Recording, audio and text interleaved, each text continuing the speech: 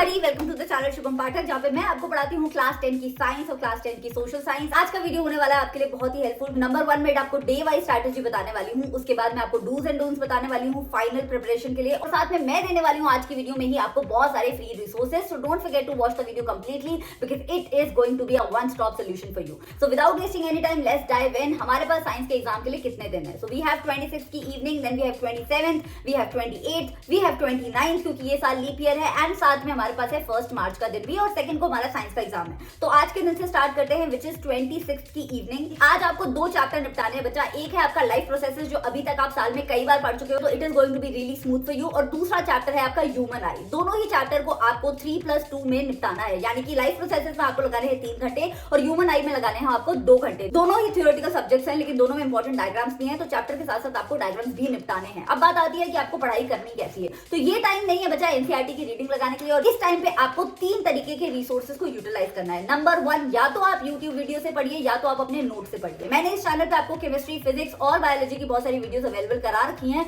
जब आप उन वीडियोस को देखें तो याद रखिए कि 2x स्पीड पे आपको देखनी है, ताकि आपका टाइम वेस्ट ना हो, एक क्विक रिवीजन हो जाए। उसके बाद आपको लगाने हैं एनसीईआरटी के क्वेश्चन। जब आप एनसीईआरटी के क्वेश्चन लगाएंगे तो बाहर की एक्सरसाइजेस के साथ साथ जो चैप्टर के बीच में क्वेश्चन होते हैं वो भी आपको सॉल्व करने हैं, और इसके बाद आपको लगाने हैं प्रीवियस ईयर क्वेश्चन। अगर प्रीवियस ईयर क्वेश्चन के लिए आपके पास कोई बुक नहीं है तो डोंट वरी, इस चैनल पे मैंने chapter wise previous year question भी प्रोवाइड कर रखे। तो 26 फरवरी को ये है आपका सिलेबस। अब चलते हैं 27 को। 27 के दिन को मैं 3 पार्ट्स में डिवाइड कर रही हूँ, सुबह, दोपहर और शाम। मैं इस दिन के लिए दे रही हूँ ये 3 चैप्टर्स। दोपहर के 1 बजे से पहले आपको केमिकल रिएक्शंस एंड इक्वेशंस खत्म करना है बच्चा। सारी केमिकल रिएक्शंस को लिख लिख के देखना है, पढ़ना नहीं है। साथ में इसके इंडेक्स क्वेश्चन लगाने हैं और एक्सरसाइज के क्वेश्चन लगाने हैं और पीवाईक्यूज भी लगाने हैं। फिर आपको दोपहर के टाइम पे उठाना है metals and non metals. Again reactions को लिख लिख के देखना है, इंपॉर्टेंट क्वेश्चंस को लिख लिख के देखना है, सिर्फ रट्टा नहीं मारना है। फिर शाम को आपको उठाना है हेरिडिटी चैप्टर, जिसका एवोल्यूशन पार्ट आ भी नहीं रहा है, तो ये चैप्टर काफी छोटा है, लेकिन नो मैटर आपने कितनी बार मोनोहाइब्रिड और डाईहाइब्रिड क्रॉसेस बना रखे हैं, लेकिन एक बार और आपको इनको लिख लिख के प्रैक्टिस करना है, क्योंकि इसमें बहुत सारे बच्चे पेपर में गलती करके आते हैं। आगे बढ़ने से पहले लेट मी टेल यू कि मैंने यहाँ पे चैप्टर वाइज तुम्हें इंपॉर्टेंट टॉपिक्स दे रखे हैं। इनकी पीडीएफ मैंने डिस्क्रिप्शन बॉक्स में अटैच कर दी है। साथ में 100+ एमसीक्यूज मैंने इस चैनल पे साइंस के कराए थे, उसमें बहुत सारे प्रीवियस ईयर रिपीटेड क्वेश्चंस हैं, तो उनकी भी पीडीएफ मैंने अटैच कर दी और सेशन का लिंक भी दे दिया है। Don't forget to check them out. और इससे पहले कि मैं 28 पे जाऊं, मैं आपको बता दूं कि इस चैनल पे मैं आपकी पूरी कंप्लीट साइंस और कंप्लीट एसएसटी की मैराथन रन करने वाली हूं।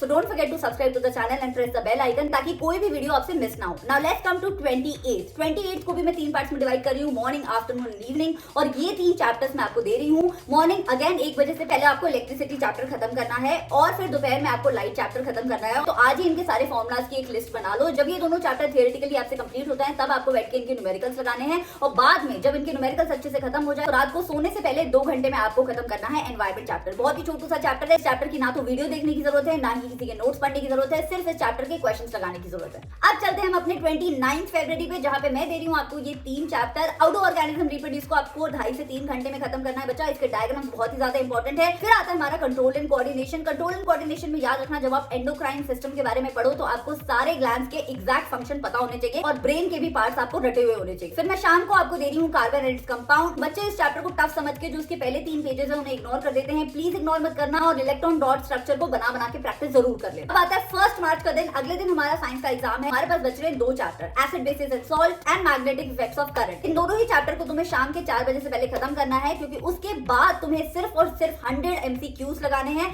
और साथ में 100 पीवाईक्यूज लगाने हैं। ये दोनों ही वीडियोस मेरे चैनल पे अवेलेबल बच्चा। मैंने डिस्क्रिप्शन में सारे लिंक्स आपको प्रोवाइड कर दिए हैं। सारे फ्री रिसोर्सेज को आज ही डाउनलोड कर लेना। All the best for your exams and don't forget to subscribe.